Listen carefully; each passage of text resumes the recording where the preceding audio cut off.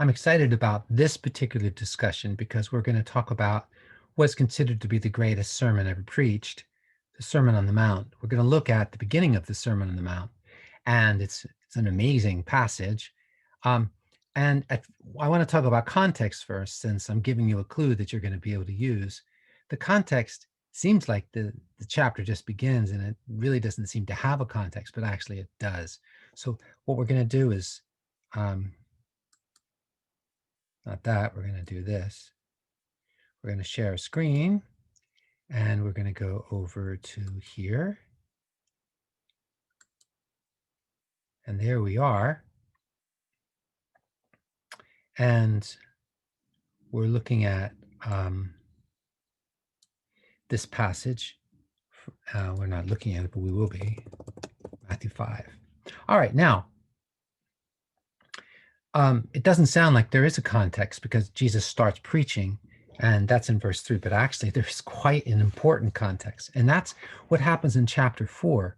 So we're going to pull back to chapter 4 and start in verse 23, and here's something you wouldn't even think about as a context.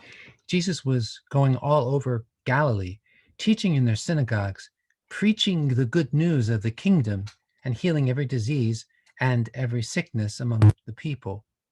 And then the news about him spread throughout Syria. So they brought to him all who were afflicted, those suffering from various diseases and intense pains, the demon-possessed, the epileptics, and the paralytics. He healed them. Large crowds followed him from Galilee, Decapolis, Jerusalem, Judea, and beyond the Jordan. When he saw the crowds, he went up in the mountain, and after he sat down, his disciples came to him. Then he began to teach them, saying, and then begins the sermon.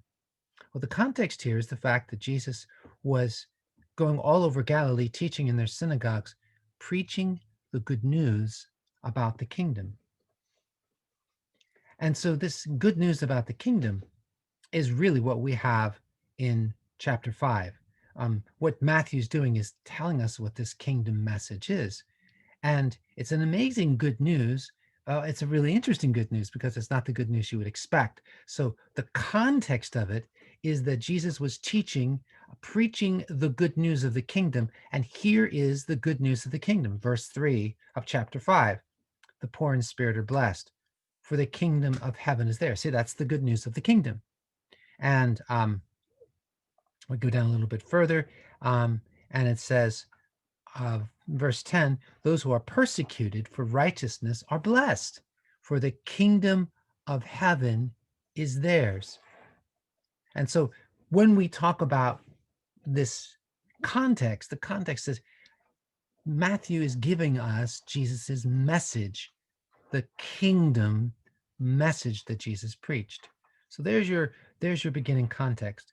Now, what about the context afterwards?